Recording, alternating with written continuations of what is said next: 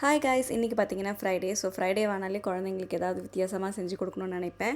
இன்றைக்கி வந்து பார்த்திங்கன்னா ஒரு சிம்பிளான ரெசிபி செய்ய போகிறேன். இது பேர் வந்து salt and pepper egg chicken. ரொம்ப சிம்பிளான ரெசிபி. இதுக்கு வந்து நிறைய மிளகுத்தூள் தான் தேவைப்படும்.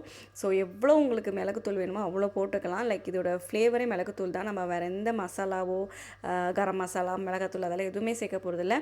ஒரு பவுலில் வந்து பார்த்திங்கன்னா 250 கிராம்ஸ் சிக்கன் பிரெஸ்ட், அதாவது போன்லெஸ் சிக்கன் எடுத்து வச்சுருக்கேன். அதை வந்து குட்டி குட்டியாக நான் எவ்வளோ சின்னதாக கட் பண்ண முடியுமோ கட் பண்ணிக்கோங்க. அதில் வந்து சால்ட் பெப்பர் சேர்த்துக்கோங்க.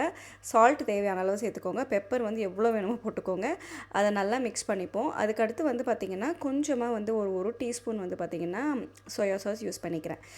ஸோ சோயா சாஸ் வந்து நல்லா உங்களுக்கு வந்து அந்த ஒரு ஸ்ட்ராங் டேஸ்ட்டை கொடுக்கும் சிக்கனில். அதனால் ஜஸ்ட் ஒரு டீஸ்பூன் போடுங்க, அதுக்கு மேலே வேண்டாம்.